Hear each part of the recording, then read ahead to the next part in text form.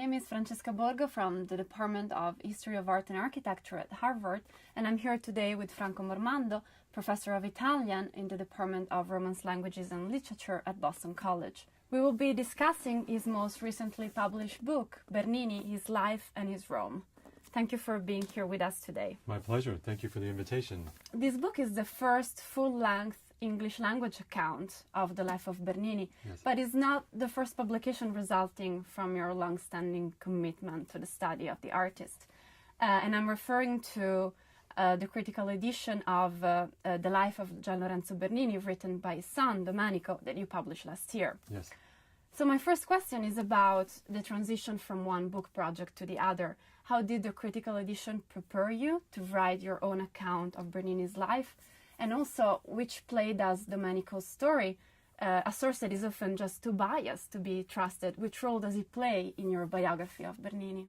Actually, this biography was a secondary project that came much later after the beginning of my first project. Domenico Bernini's biography is simply one of the most important primary sources. It's the only full-length biography that comes from the family itself.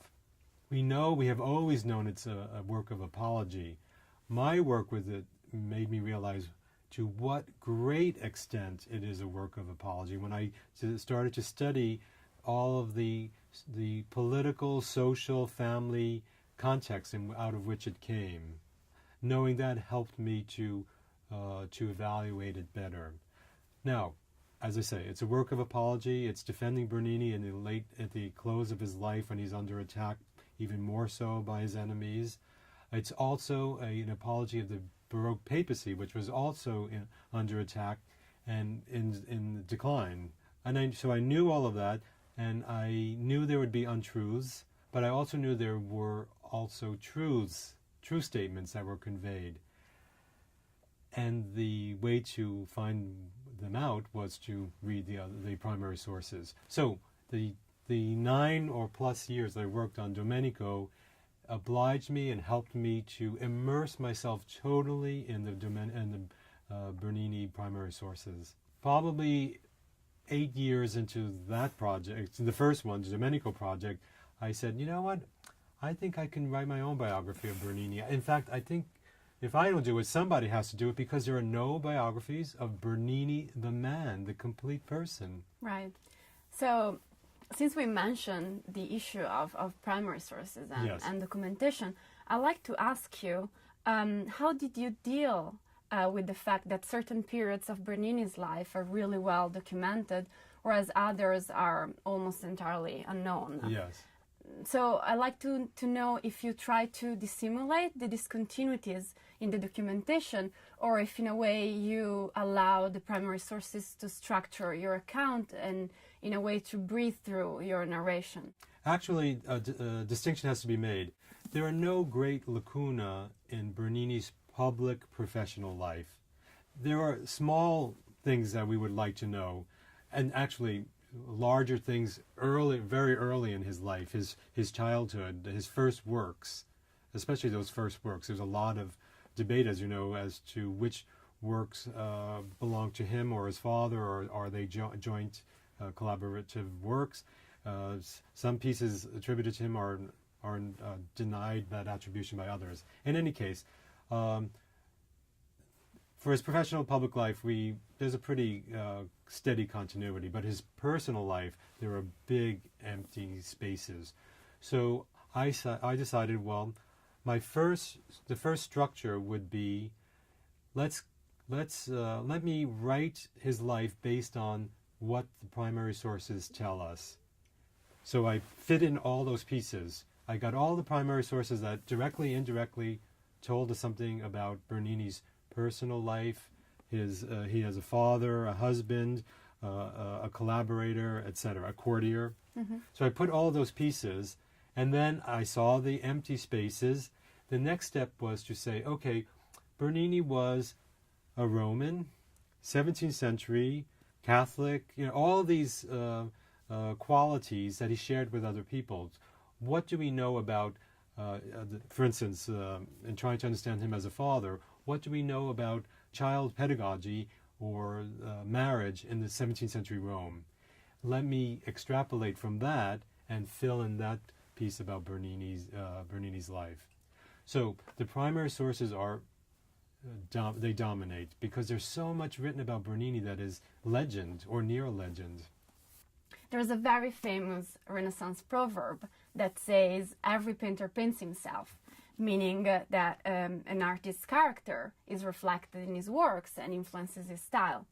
If this is true also in Bernini's case, is the facts of his life are so tightly connected to his works, why do you think there is a relative lack of attention to his biography in the overall very vast bibliography on the artist?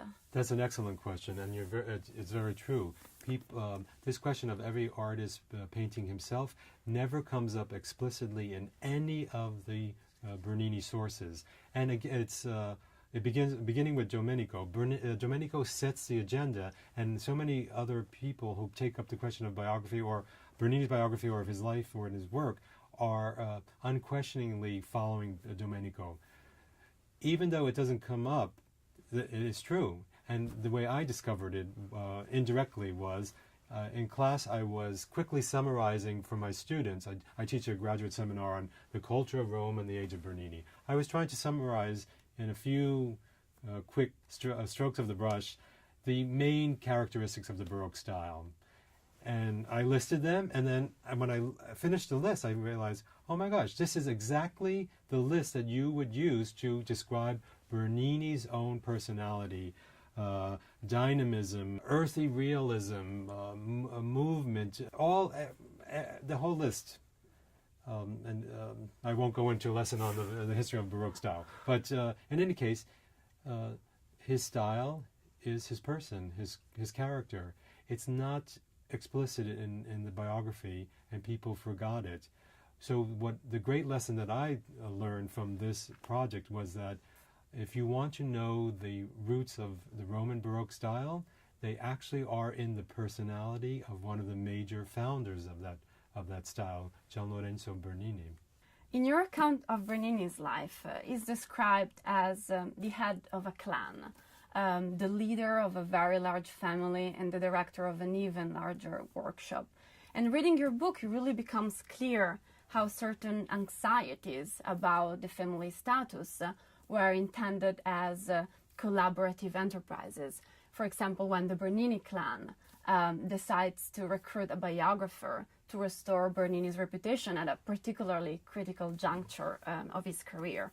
How do you think our understanding of Bernini has changed as a result of your much broader social contextualization? Even though we have always known that Bernini, yes, was the head of a family and the head of a large workshop, that understanding ended there. Nobody really studied the question sufficiently to say, okay, what ramifications, what consequences did this have in the way he went about his life and his works?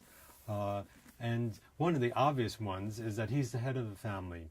He had 9 children. He also had siblings. He was one of 13 children. Well, as the head of the clan, he had to produce the money. So you hear references to Bernini's being very avaricious and loving money. That's one thing I correct in the biography.